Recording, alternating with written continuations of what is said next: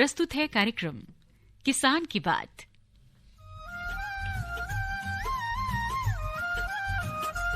ऐसी नई नई तरकीबें अब हमको है चुननी, ऐसी नई नई तरकीबें अब हमको है चुननी। लक्ष्य हमारा हर किसान की आमदनी दुगनी, लक्ष्य हमारा हर किसान की आमदनी दुगनी। ऐसी नई नई तरकीबें अब हमको है चुननी। इस कार्यक्रम के प्रायोजक है कृषि एवं किसान कल्याण मंत्रालय, भारत सरकार। प्रधानमंत्री किसान मान धन योजना। मिलेगा पेंशन का सहारा, कृषक ना होगा बेसहारा। जुड़ेगा खुशियों से नाता, कटेगा सुख से बुढ़ापा। सुरक्षित होगा अन्नदाता, सुरक्षित होगा अन्नदाता।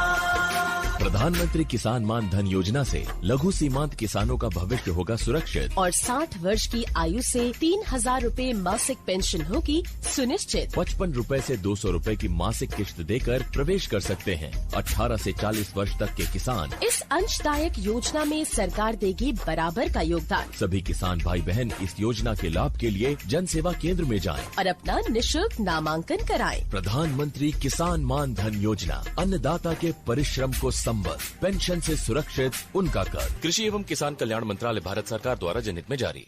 सभी किसान भाई बहनों को मेरा नमस्कार। मैं हूं आपके साथ आपकी दोस्त सुषमा और किसान की बात कार्यक्रम लेकर हमेशा की तरह आज भी हम हाजिर हो गए हैं। मैं तो हूं ही आपके साथ और मेरे साथ ही आज मेरे साथ जो जी हाँ, और मैं हूं संजय और आप सभी सुनने वाले श्रोताओं को मेरा नमस्कार। बिल्कुल नमस्कार। और संजय, आज हमारे साथ जो हमारी विशेषज्ञ हैं वो महिला विशेषज्ञ जी, तो उनका भी हम पहले स्वागत कर देते हैं, इससे पहले कि हम अपने विषय पर जाएं। जी, तो डॉक्टर माया विष्णु जी हैं, प्रधान वैज्ञानिक, भारतीय कृषि अनुसंधान संस्थान, पूसा, नई दिल्ली से। डॉक्टर माया जी, बहुत बहुत स्वागत करते हैं आपका धन्यवाद इस प्रोग्राम में।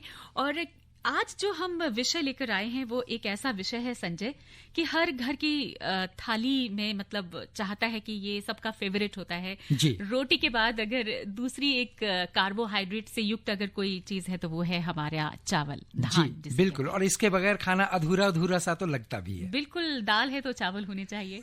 जी। तो ये पौष्टिकता से भरपूर होता ही है। कार्बोहाइड्रेट हमारे शरीर के लिए बहुत जरूरी है। तो धान के ऊपर आज हम बात करने वाले हैं।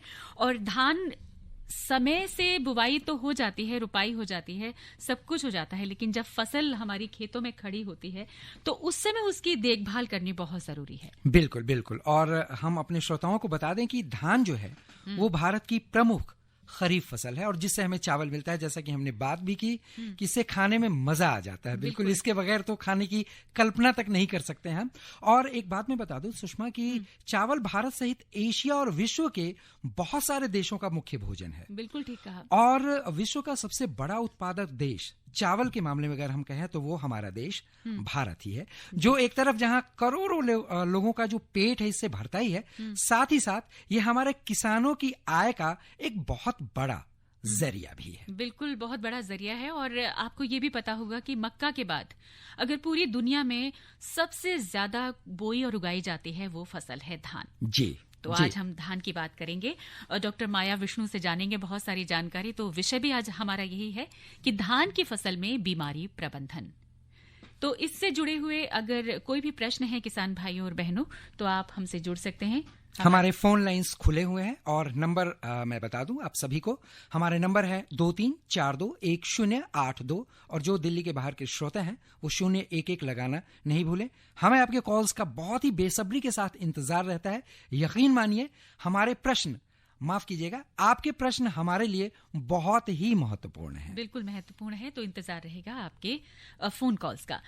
तो डॉक्टर साहिबा, पहले जो हम बात करने वाले हैं, सबसे पहले शुरुआती हम करेंगे कि धान की फसल जो इस समय खेतों में खड़ी हुई है तो उनका समय कितना हो चुका है, मतलब जो टाइम पीरियड है वो क्या होता है धान की फसल से बुवाई से लेके तैयारी तक, पकने तक। धान भारतवर्ष की प्रमुख खाद्यान्न फसल है जी। धान में जो लगने वाले रोगों से उत्पादन में लगभग 10 से 12% की कमी आती है। अच्छा। अभी जो धान की फसल है खेत में 60 से 90 दिन तक की हो गई है और विभिन्न किस्मों पर ये डिपेंड करता है। धान की फसल लगभग 140 दिन की होती है। जो अगेती किस्में हैं वो लगभग 120 से 30 दिन तक ये वो पक जाती हैं। तो खेतों में खड़ी फसल में जैसे रोग लग जाते हैं तो उनकी उत्पादन क्षमता में गंभीर गिरावट आ जाती है और इस प्रकार कृषकों को भारी नुकसान का सामना उठाना पड़ता है। जी हाँ, डॉक्टर माया ने जैसा बताया कि रोग की वजह से उत्पादन क्षमता पर असर पड़ता है और हमारा विषय भी उसी से संबंधित है कि धान की फसल में बीमारी प्रबंधन।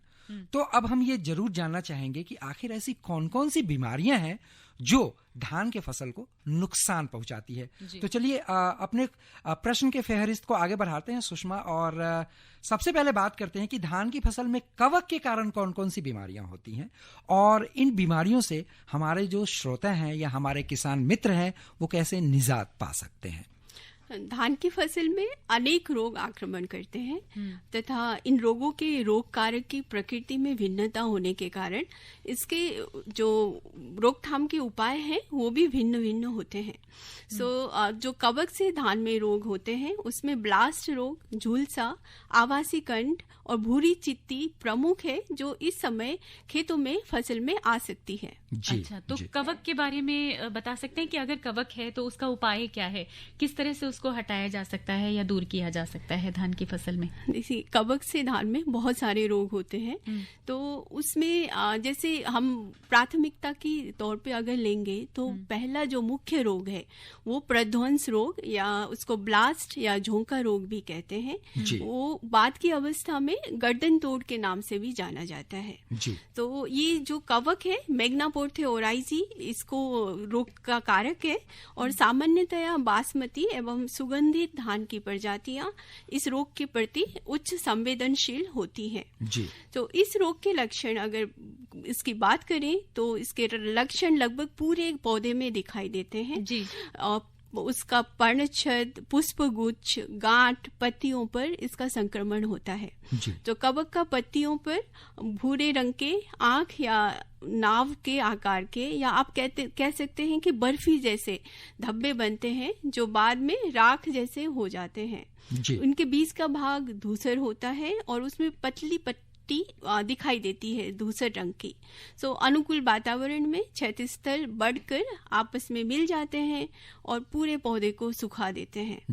तो इसमें एक और जब इसकी बात हो ही रही है तो इसके अलग अलग लक्षण होते हैं। तो दूसरा लक्षण जो है इसके गांठ में दिखाई देता है, इसको हम गांठ प्रध्वंस भी बोलते हैं।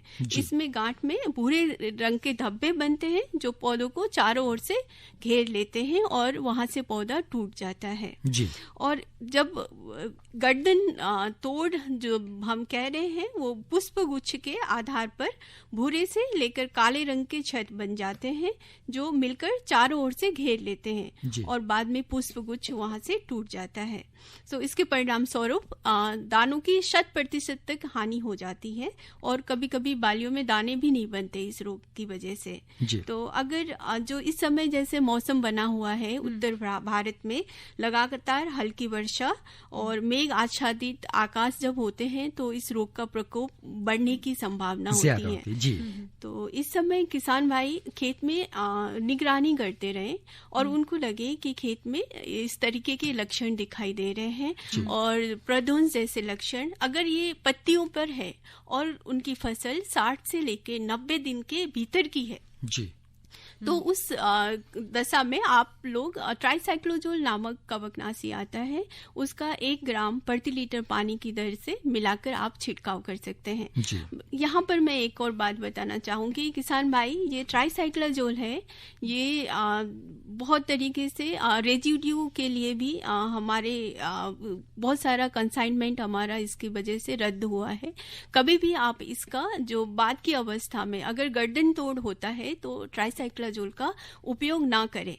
अगर गर्दन तोड़ आता है उस कंडीशन में आप 0.5 से लेके 0.8 ग्राम प्रति लीटर पानी की दर से आप टेबिकोनाजोल 50% और ट्राइफ्लॉक्सिस्ट्रोबिन 25% की एक दवाई आती है, दोनों को मिलाकर उसका जो है छिड़काव कर सकते हैं। खेत में लक्षण अगर आपको दिखाई देते हैं तो नाइट्रोजन का उपयोग बंद कर दें। धन्यवाद। आपने बताया डॉक्टर माया कि कवक की वजह से बहुत सारी बीमारियां ऐसी भी होती हैं जो सिर्फ जो सुगंध वाले धान की किस्में हैं उनमें होती है। वो किस्म जो जिसमें सुगंध नहीं होता उनमें ये बीमारियां नहीं हो पाती हैं। तो ये बहुत ही अहम जानकारी थी जो डॉक्टर माया ने हमें बताया। साथ ही साथ इन्होंने ये भी कहा कि कवक की वजह से जो बीमारियां होती हैं उनसे किस तरीके से बचाव कर सकते हैं। किसानों को देखभाल करनी चाहिए, निगरानी करें, अगर उनमें जरा से भी लक्षण दिखते हैं तो वो तुरंत ही उस बीमारी से बचाव करने के उपाय को ढूंढें। अच्छा डॉक्टर माया, आपने कवक के बारे में बताया, तो जो धान होता है, हमारी चावल की जो खेती होती है वो ज्यादातर पानी में रहती है, तो उससे जो जड़ होती है उसकी चावल की वो गलने के भी चांसेस रहते हैं, कभी कभी गल जाती है या सड़न हो जाती है। तो वो उसका क्या कारण है? बहुत ज्यादा दिनों तक पानी ठहरा रहता है, या अगर ऐसा है यही कारण है कि बहुत पानी ठहरा है, तो किसानों को किस तरह से ध्यान रखना, उसका ड्रेनेज या पानी निकासी का सिस्टम सही तरीके से करना है, तो क्या उपाय कर सकते हैं ऐसे में? जैसे कि आपको पता है धान की जो फसल है वो पानी में ही होती है, तो हमारी जो किस्में हैं वो पानी को वो बेयर करने में सक्षम है। जैसे आपने सुना होगा आसाम वगैरह में जो है फ्लड में राइस की खेती होती है, तो इसी तरीके से खेती कर सकते हैं। बट अभी जो टाइम है चेंज हो गया है। किसान भाई ध्यान दें कि हर टाइम खेत को आप भर कर नहीं रखें पानी से भर के, क्योंकि वो आपको कोई फायदा नहीं पहुंचाता है और पानी का नुकसान भी बहुत होता है। तो आप उस कंडीशन में आप खेत को भरने और सुखाने की प्रक्रिया जारी रखें। मतलब कि अगर हर टाइम आपको भरते नहीं रहना है, पानी को सुखा देना है। जब आपको लगा कि नमी खत्म हो गई उसके बाद फिर से पानी लगाएं, जिससे आपको कम लागत में अधिक मुनाफा भी मिलेगा और फसल भी अच्छी होगी। तो इसके कोई लक्षण है कि पत्तों को देखकर या कैसे आइडिया लगाएं कि किसान भाई बहन कि भाई पानी बहुत अधिक है, अब इस पानी को निकालने की जरूरत है? तो कोई ऐसे सिम्टम्स, मेरा मतलब कुछ पत्तों पर ऐसा कोई कलर चेंज होता है, या कैसे पहचाने कि पानी बहुत ज्यादा है? कलर चेंज तो ऐसे नहीं होता है पत्तियों पर, लेकिन कुछ कुछ बीमारियां हैं जैसे कि जो बैक्टीरियल डिजीज है, जीवाणु झुलसा, अगर उस रोग में अगर आप पानी निकाल देते हो तो रोग का प्रकोप कम हो जाता है। तो इसी तरीके से कुछ कुछ जो रूट्स में जो सड़न होती है उस रोग में भी अगर आप पानी निकाल देते हो तो उसका जो प्रकोप है वो कम हो जाता है। तो अब आप सुखाने और उसको भरने की प्रक्रिया जारी रखेंगे तो अधिक आपको लाभ मिलेगा। देखिए, पानी निकालने की जहां तक बात होती है तो बहुत सारी ऐसी जगह है जहां बहुत ज्यादा बरसात होती है और पानी खुद ब खुद इकट्ठा हो जाता है। तो ड्रेनेज जो है, तो किसानों को इस तरह से ड्रेनेज सिस्टम लगाना चाहिए ताकि जो पानी आप निकाल रहे हैं अपने खेतों से, धान की फसल से, उसका रीयूज किया जा सके। उस पानी को दोबारा यूज किया जा सकता है क्या, ताकि पानी को भी हम उसको वेस्ट ना होने दें, उसको जाया ना होने दें? बिल्कुल बिल्कुल, आपने बहुत अच्छी बात कही है। एक्चुअली इसी तरीके का हमारे पास कुछ उपाय होने चाहिए। ये जो पानी है, बरसात का पानी स्पेशली जो हमें जो आवश्यकता से अधिक होता है, तो हम इसको वाटर हार्वेस्टिंग करके इस पानी का दोबारा से उपयोग कर सकते हैं। जी, तो ये वाटर हार्वेस्टिंग भी हो गई और आपकी जो फसल है वो पानी की अधिकता से भी बच जाएगी। बिल्कुल। तो डॉक्टर माया? जी बिल्कुल बिल्कुल। फंगल इन्फेक्शन की तो हमने बात की और इन्होंने एक जरा सा जिक्र किया बैक्टीरियल इन्फेक्शन, जीवाणुओं की वजह से जो बीमारियां होती है। तो जीवाणुओं की वजह से भी बहुत सारी बीमारियां होती है। तो हम चाहेंगे कि आप हमारे श्रोताओं को जीवाणुओं की वजह से कौन कौन सी बीमारियां होती हैं और उनसे बचाव के क्या उपाय हैं ये भी बता दें। देखिए, धान में जीवाणु की वजह से एक प्रमुख रोग जो होता है उसको जीवाणु झुलसा बोलते हैं। तो इस रोग को जेंथोमोनाज ओराइजी, पैथोवर ओराइजी नामक का जीवाणु जो है उसके द्वारा ये रोग होता है। और ये रोग मुख्यतः दो अवस्थाओं में प्रकट होता है। एक तो पर्ण अंगमारी या पर्ण झुलसा अवस्था हम बोलते हैं, और दूसरा है क्रेसिक अवस्था। किसान भाइयों, अभी क्रेसिक अवस्था जनरली नर्सरी के कंडीशन में होती है, नर्सरी में पौधा पूरा सूख जाता है, तो ये अवस्था जो है निकल चुकी है। अभी पर्ण झुलसा खेत में आने की संभावना ज्यादा है और इस समय खेत में पर्ण झुलसा आ भी रहा है। तो इसके अगर प्रमुख लक्षण की बात करें तो इसमें पत्तियों के ऊपरी सिरों पर जलसिक्त छत बन जाते हैं, धब्बे बन जाते हैं जो पीले या पुआल के रंग के होते हैं और लहरदार होते हैं। ऊपर से नीचे की ओर, किनारों से ऊपर से नीचे की ओर वो धब्बे जो है बढ़ते हैं। पत्तियों में एक या दोनों किनारों के सिरे से आरंभ होकर नीचे की ओर और अंत में वो पूरी पत्तियों को सुखा देते हैं। जी। अधिक संक्रमण की स्थिति में रोग पौधों के पूरा पौधा सुखा देता है और इस रोग का जो है विकास भी मृदा में नाइट्रोजन की अधिक मात्रा होने पर इसकी उग्रता बढ़ती है और पानी अगर भरा रहता है तब भी इसकी उग्रता बढ़ती है जी। तो इससे प्रबंधन के लिए आप जो है आवश्यकता अनुसार स्टेप्ट्रोसाइक्लिन जो है 1 ग्राम 10 लीटर पानी में मिलाकर छिड़काव कर सकते हैं और आप 10 से 12 दिन के अंतराल पे 2.5 ग्राम 2.5 ग्राम प्रति लीटर पानी की दर से आप कॉपर ऑक्सीक्लोराइड का छिड़काव करें। और कुछ किस्में हैं जैसे सुदरी पूसा बासमती 1, पूसा बासमती 1718, पूसा बासमती 1728, इन किस्मों में इस रोग का प्रकोप कम होता है जी। संतुलित उर्वरकों का प्रयोग करें और खेत में ज्यादा समय तक आप पानी न भरे रहने दें। यानी एक सलाह ये भी है कि आप पहले से ही ऐसे बीजों का उपयोग करें जिनमें इन कीटाणुओं के लगने की संभावना कम से कम हो। बिल्कुल बिल्कुल ठीक कहा। हम और भी बात करेंगे डॉक्टर माया से अपने धान के बारे में और ये भी जानेंगे कि धान की फसल के अलावा इस समय खेतों में हमारी कौन कौन सी ऐसी फसलें हैं जिनका भी रोग प्रबंधन किया जा सकता है। लेकिन एक छोटा सा ब्रेक लेंगे और ये ब्रेक है हमारे किसान मित्र से बातचीत। मेरा नाम श्याम नारायण शुक्ला, ग्राम पंचायत मनौरा, जिला अनूपपुर का निवासी हूँ। हमारा क्षेत्र पवित्र नर्मदा नदी के उद्गम स्थान अमरकंटक क्षेत्र से 65 किलोमीटर दूरी पर है। तराई वाला क्षेत्र है, दोमट मिट्टी है। दलदली के कारण हम इसमें सिर्फ धान की खेती कर सकते हैं। कोरोना काल में मेरे को लगा कि धान की खेती से अपना जीवन निर्वाह नहीं हो पाएगा। 6 एकड़ का प्लाट है मेरा, 2.5 एकड़ में वृक्षारोपण किया हूँ, फलदार वृक्ष लगाया हूँ। 100 पेड़ आंवला, 200 पेड़ नींबू, 56 पेड़ कटहल, 10 आम, 5 बारहमासी मुनगा, 2 अंजीर, 2 चीकू, 2 लीची, 2 संतरा, 2 मौसमी, 2 सहतूत, 4 नाशपाती, 3 अनार, 2 सेव, 3 एप्पल बैर, 2 चकोतरा, 4 ड्रैगन फ्रूट, 5 नारियल, 3 अंगूर। इस तरह से मैं वृक्षारोपण किया हूँ और 2 साल में ये मेरा जो वृक्षारोपण फल उद्यान है पूरी तरह से प्राकृतिक और जैविक है। मैंने अपने बर्नी कंपोस्ट तैयार किया हूँ, छन्नी से छान के चाय पत्ती जैसा होता है और सभी पौधों को मैं यही खाद देता हूँ जिससे मेरा पौधा जल्दी ग्रोथ किया है। इस समय मेरे खेत में इतना अच्छा फल लगा हुआ है। 100 जो पौधे हैं बिल्कुल भरपूर नींबू लगे हुए हैं, खाली कोई नहीं, सभी में फल लगे हैं। 2 साल के पौधे हैं, 4 से 5 फीट के पौधे हैं। अभी मेरा विचार है कि मैं इन फलों का मार्केटिंग में खुद करूंगा। मैं इसके लिए अचार का प्रोजेक्ट डालूंगा और अचार खुद बनाऊंगा। अचार बना के मैं मार्केटिंग करूंगा जिससे 2-4 लोगों को रोजगार भी मिल जाएगा। इसीलिए मैं अपना प्रोडक्ट खुद तैयार करूंगा। हाँ, व्यापारी बिल्कुल खेत तक आ रहे हैं, बहुत व्यापारी आ चुके हैं मेरे खेत में। ये मेरी जो जमीन है दलदली है, फलदार वृक्ष से कोई भी वृक्ष लगाया जाए, पौधा लगाया जाए तो सूख जाते हैं। तो मैंने इसके लिए उपाय किया है। एक बीच में डबरी बनाया हूँ, 10 फीट गहरा है। पौधों के बीच में मैं 6-6 मीटर में पौधे लगाया हूँ, 6 मीटर 60 मीटर में। तो बीचों बीच सबके बीच में से नाली निकाला हूँ। नाली निकालने के बाद वो डबरी में से जोड़ दिया हूँ। डबरी गहरा होने के कारण जो अंदर का स्रोत है सब डबरी में जाता है और डबरी से एक निकासी गहरा डाल दिया हूँ कि नीचे वाले जो और जमीन है सबसे नीचे वो डबरी का पूरा पानी नीचे वाले खेत में जाता है। और मेरा जो 2.5 एकड़ का प्लाट है तो बिल्कुल उसकी दलदलपन खत्म हो गया है, जिससे मेरे पौधे आज तक पानी के कारण एक भी पौधे नहीं मरे हैं। 400 पौधा लगाया हूँ मैं। 400 पौधा में अभी तक मेरे 6 पौधे मरे हैं, वो भी दीमक के चलते।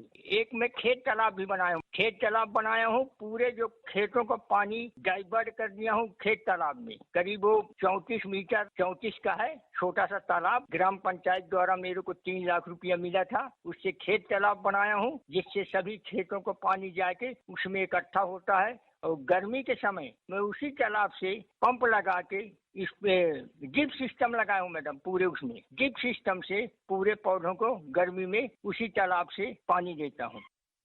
क्या बात है। और इसी तरह से जो हमारे बहुत सारे किसान भाई बहन ऐसे हैं जो इस तरह से अपने खेतों की तैयारी करते हैं और प्रेरणादायी बन जाते हैं, उनकी छोटी छोटी बातचीत होती है, हम आप सभी लोगों से शेयर करते रहते हैं ताकि आप भी उनसे इंस्पायर्ड हो और इसी तरह से आप भी अपने खेतों की देखभाल करें और अधिक से अधिक आप लाभ कमाएं और मुनाफा भी कमाएं साथ में। बिल्कुल, लाभ और मुनाफा जो सबसे जरूरी है। जी जी।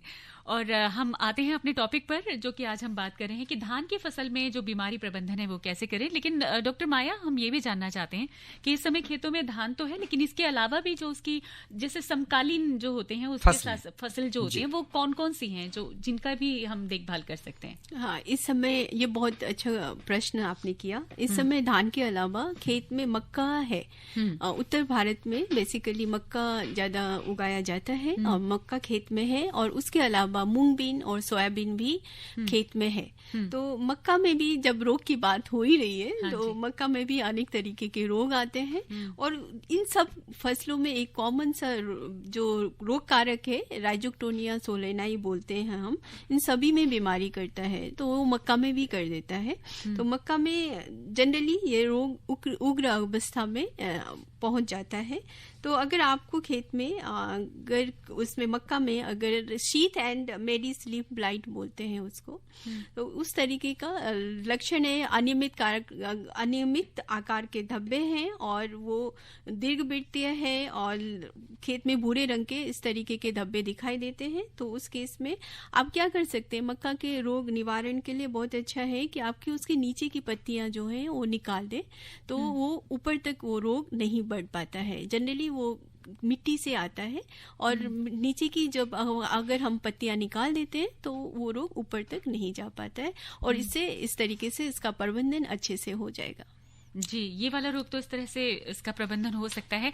और कई बार जब मक्के के अंदर जब भुट्टा बनने की स्थिति होती है तो बालियों के साथ साथ काले रंग की भी बालियां पैदा हो जाती हैं, जिसमें काले रंग का वो सड़न, जिसको हम कहते हैं। तो वो क्या कारण है? वो कवर्ड होता है क्योंकि बहुत सारी लेयर होती है, मक्के को कवर किए हुए होती हैं उनके दानों को, तो उसका क्या कारण हो सकता है डॉक्टर साहिबा? ये भी आपको बता दें, ये भी एक कवक जनित ही रोग है और इसको हम लोग स्मट बोलते हैं।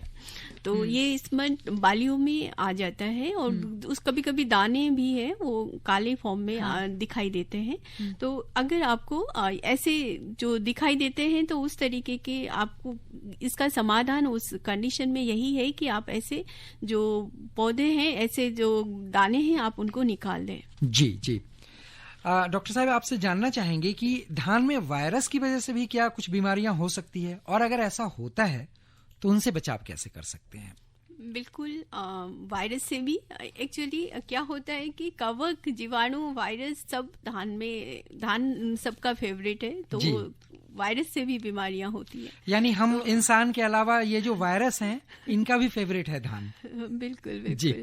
तो उसी तरीके से अभी इस समय आपको पता होगा पंजाब, हरियाणा, पश्चिमी उत्तर प्रदेश और उत्तराखंड में एक प्रमुख जो रोग दिखा गया है जो वायरस के कारण हुआ है, और इस रोग में पौधे जो है सामान्य से छोटे रह जाते हैं और उनकी जो जड़ें हैं वो सूख जाती हैं और उनका आगे अच्छे से नहीं बढ़ पाते हैं। तो इस रोग के लिए एक फीजी वायरस जो है उसका कारण बताया गया है। और वायरस के लिए मैं बता दूं, इसका प्रबंधन के लिए हमारे पास डायरेक्ट वायरस प्रबंधन के लिए कोई भी दवाई नहीं है। तो ये एक इंसेक्ट से फैलता है, तो आप लोग को खेत में निगरानी रखें और WBPH बोलते हैं उसको। अगर आपको खेत में ये इंसेक्ट देखें तो आप उसके लिए इसके बचाव के उपाय जरूर करें। जी, वो बचाव का उपाय क्या है ये बता देते। ये बचाव के उपाय के लिए अगर थोड़े से हैं तो अगर आप उन पौधों को निकाल सकते हो और आगे नहीं बढ़ने देने के लिए। अगर पौधों में अगर बीमारी ज्यादा प्रतिशत में है तो आप नजदीक के आप कृषक केंद्र में आप अपना प्रश्न ले जाए और उनसे राय ले सकते हैं। जी। कभी कभी जरूरत नहीं पड़ती है स्प्रे नहीं करने की भी जरूरत। बिल्कुल, राय लेना बहुत जरूरी है। और राय से मुझे एक बात हमेशा याद आती है कि जो किसान भाई बहन हैं उनके लिए जो हमारा ICAR है, समय समय पर प्रशिक्षण कार्यक्रम चलाता रहता है ताकि किसान भाई बहन हर सब्जेक्ट पर ट्रेनिंग लेकर अधिक से अधिक उत्पादन और मुनाफा ले सके। तो इसी तरह से कृषि विज्ञान केंद्र दिल्ली जो है वो एक प्रशिक्षण कार्यक्रम चला रहा है। 17 अक्टूबर से 7 नवंबर 2022 तक चलेगा और 21 दिन का ये कार्यक्रम है। और इसका विषय रहेगा, सब्जेक्ट होगा mushroom cultivation technology. Mushroom cultivation technology के अंतर्गत इसमें जो हमारे एक्सपर्ट होंगे या कंसर्न्ड साइंटिस्ट होंगे वो होंगे डॉक्टर DK राणा, और इनसे भी जुड़ सकते हैं आप और इसमें शामिल हो सकते हैं इस ट्रेनिंग कार्यक्रम में। मैं नंबर भी आपके साथ शेयर कर देती हूं। उनका नंबर है 9310904705। और ये जो प्रोग्राम है ये KVK यानी कि विज्ञान केंद्र जो है इसी में इसका जो कैंपस है यहीं पर आयोजित किए जाएंगे, यानी कि व्यावसायिक प्रशिक्षण कार्यक्रम कृषि विज्ञान केंद्र उज्वा दिल्ली के परिसर में ही आयोजित किए जाएंगे। तो जितने भी इच्छुक हमारे प्रशिक्षकों हैं या व्यक्ति हैं जो सलाह चाहते हैं तो आप हमारी जो वेबसाइट है उस पर भी जुड़ सकते हैं। ये वेबसाइट है www.kvkdelhi.org। यहाँ पर जुड़ सकते हैं और जो इनका जो फॉर्म है जहां आप रजिस्टर अपने आप को कराना चाहते हैं वो डाउनलोड कर सकते हैं और अपना डाउनलोड करके इस रजिस्टर को अपना अप्लाई कर सकते हैं। और आपको ये भी बता दूं कि जो सीट्स हैं वो बहुत लिमिटेड है, तो जो सर्विस दी जाएगी फर्स्ट कम फर्स्ट सर्विस के अकॉर्डिंग ही होगा। तो पहले आओ और पहले पाओ। और ये जो वर्किंग आवर्स होंगे इसके जो रजिस्ट्रेशन के हैं वो सुबह 10 से 5 बजे तक हैं। आप इसे जमा करा सकते हैं अपने फॉर्म भरकर। और कोई भी क्वेरी है तो आप जो कॉन्टैक्ट नंबर मैंने आपको बताया था उस पर कॉन्टैक्ट कर सकते हैं। इसके अलावा और अधिक जानकारी आप इसके बारे में लेना चाहते हैं तो मैं कृषि विज्ञान केंद्र उज्वा की जो वेबसाइट है एक बार फिर से बता दूं, www.kvkdelhi.org। यहाँ पर आप विजिट कर सकते हैं। तो ये इन्फॉर्मेशन थी सभी किसान भाई बहनों के लिए और जो ट्रेनिंग लेना चाहते हैं, और अलग अलग विषय रहेंगे और ये समय समय पर हम आपको जानकारी देते रहेंगे। जी हाँ, तो आप जल्दी से जल्दी इस ट्रेनिंग सेशन में जाएं और लाभ उठाएं। साथ ही साथ अभी हम बात कर रहे हैं धान की फसल में बीमारी प्रबंधन की और आभासी कंड की बात कर लें, क्योंकि एक बहुत ही प्रमुख रोग है। तो इससे कैसे बचाव कर सकते हैं, क्योंकि अब समय भी थोड़ा कम है, तो जल्दी जल्दी में आपसे जानना चाहेंगे। आवासीय कंड, इस रोग को पहले विशेष महत्व नहीं दिया जाता था, परंतु पिछले कुछ वर्षों में इस रोग का प्रकोप बढ़ गया है। अब यह रोग भारतवर्ष के सभी प्रांतों में पाया जाता है। यह रोग अस्ट्रेलेजिनोइडिया वायरेंस नामक एक कवक के द्वारा होता है। रोग के लक्षण बालियां निकलने के बाद दृष्टिगोचर होते हैं, दिखाई देते हैं। रोगग्रस्त बाली पहले जो है सामान्य से 2 से 4 गुना बड़ी हो जाती है। उसमें पहले संतरे रंग के बॉल्स बनते हैं जो बाद में जाके हरे या काले रंग के हो जाते हैं। जो रोग का विकास है, अगर अधिक वर्षा और नमी वाले क्षेत्रों में ये ज्यादा पाया जाता है और हाइब्रिड किस्में जो है इसके लिए ज्यादा ससेप्टिबल है, तो इसमें रोग आने की संभावना ज्यादा है। किसान भाइयों, अगर आपके खेत में पहले से इस तरीके की बीमारी देखी गई है तो आप पहले से सावधानी अपनाएं और कुछ जो कवकनाशियों का छिड़काव कर सकते हैं, जैसे कि कॉपर ऑक्सीक्लोराइड, ये 2.5 ग्राम 2.5 ग्राम प्रति लीटर पानी की दर से छिड़काव करें, या आप प्रोपिकोनाजोल 25 EC का 1 मिलीलीटर प्रति लीटर की दर से भी छिड़काव कर सकते हैं। एक और कवकनाशी जो थोड़ी सी महंगी है बट काफी इफेक्टिव है, वो टेबिकोनाजोल और ट्राइफ्लॉक्सीस्ट्रोबिन का मिक्सचर है। ये 0.5 से लेकर 0.8 ग्राम प्रति लीटर पानी की दर से मिलाकर आप छिड़काव करें तो आपको इस समस्या से समाधान मिल जाएगा। किसान भाई, हम दवाइयां तो बहुत बता रहे हैं, लेकिन आपको ये ध्यान रखना है कि आप खेत की निगरानी करते रहें और कोई भी बीमारी अगर खेत में दिखाई देती है तो सिर्फ अगर 1-2 पौधे अगर इन्फेक्टेड है तो उस अवस्था में आपको दवाई नहीं देना है। आपको इसका मापक स्तर होता है, अगर 2 से 5 पौधे प्रति वर्ग मीटर स्क्वायर में अगर आपको ये किसी लक्षण से संक्रमित दिखते हैं तो तभी आप छिड़काव करें, उसके अलावा छिड़काव की जरूरत नहीं पड़ती है। जी हाँ, यानी अच्छी फसल के लिए इनसे बचाव तो जरूरी है ही बीमारियों से, लेकिन आपकी निगरानी जो है वो सबसे ज्यादा अहम है और महत्वपूर्ण है। बिल्कुल, निगरानी जिस तरह से सीसीटीवी जो कैमरा होता है सब पर नजर रखता है, तो वही किसान भाई बहनों को भी अपनी फसल पर पूरी नजर और निगरानी रखनी है। वही डॉक्टर माया जी का भी कहना है। डॉक्टर माया विष्णु जी, आज आपने बहुत अच्छे से जानकारी दी और बहुत डिटेल में भी बताया हमारे किसान भाई बहनों को कि किस तरह से आप धान की फसल में होने वाले रोगों की रोकथाम करने से पहले सबसे पहले ये इवैल्यूएट करें कि आपकी जो फसल है वो कहां पर और किस लेवल पर उसको जरूरत है। तो इसी के साथ हम आपसे लेते हैं विदा। और संजय, क्लोजिंग के हम कगार पर आ गए हैं, तो हम आपका दिल से धन्यवाद करना चाहते हैं। और तमाम सुनने वाले श्रोताओं का भी बहुत बहुत धन्यवाद। और हम फिर से एक नए विषय के साथ आपके सामने आएंगे किसान की बात कार्यक्रम में, लेकिन तब तक के लिए नमस्कार। इस कार्यक्रम के प्रायोजक थे कृषि एवं किसान कल्याण मंत्रालय, भारत सरकार।